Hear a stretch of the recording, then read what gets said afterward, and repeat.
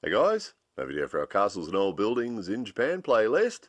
So we're looking at a map of central Japan. You can see on the right there's the number 1, that's present day Tokyo, which was Edo in the old days. And on the left you can see number 55, which was and is Kyoto.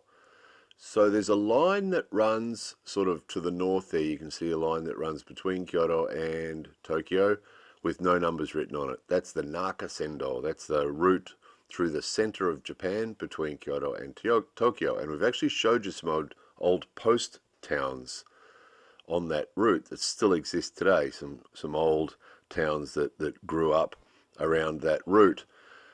So the one to the south with the numbers on it is the Tokaido, which is the route that went along pretty much following the ocean. So some people preferred the inland route because it meant they didn't have to cross so many rivers. Other people, and the more popular route was to go along beside the ocean. Because of course, if you took the ocean route, you didn't have to climb so many mountains. So these are actually some prints. This is a print that was done in the Edo period. So it's pretty old, be a couple hundred years old. And here's a photograph from in the 1850s.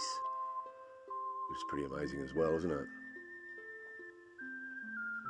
So today we're going to look at the Tokaido, and in particular we're going to look at Arimatsu, which was number 40 on the number 40 postal town.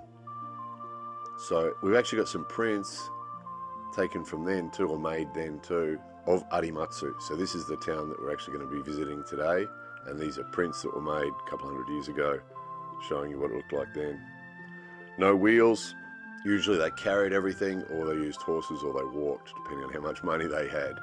And then of course the post towns were popular because they would provide the travellers with food and places to stay, and sometimes souvenirs and things like that. In this case, this town was famous for making silk and tie-dyed materials. So they still make silk and tie-dyed materials here today. So a couple of kura there for those of us who love the kura. Amazing. It was like time travel. We didn't know this place existed. We actually went there to visit one of the silk shops. Someone with us wanted to buy a silk bag, and we'd heard about this company in this town that made these silk bags. We had no idea. So actually went there expecting a fairly not interesting day. And we're just amazed. We drove down the street and this is what it was like. It was like, what is this? It was like time travel.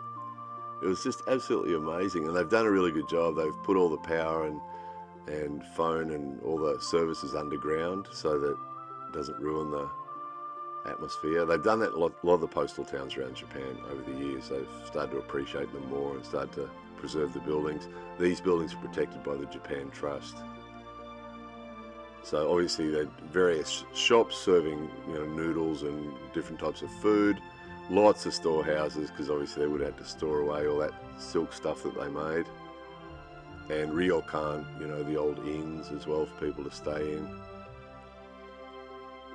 In these towns usually stables were popular because what they used to do is they'd change horses, so they'd ride from one post town to the next and then they'd change horses and get a fresh horse and off they'd go, and then those horses would recover and then go back to the town they started at. So they're sort of changing horses backwards and forwards. Isn't it amazing? Arimatsu. So it's actually pretty much in Nagoya. It's on the edge of Nagoya. It's a town in itself, but it is part of Nagoya.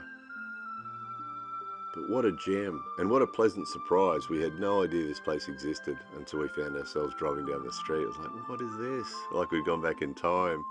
Because just outside this town, of course, is just crazy Nagoya with the big highways, the big roads, and lots of cars and lots of people. And then we turned a corner and found ourselves driving down this street.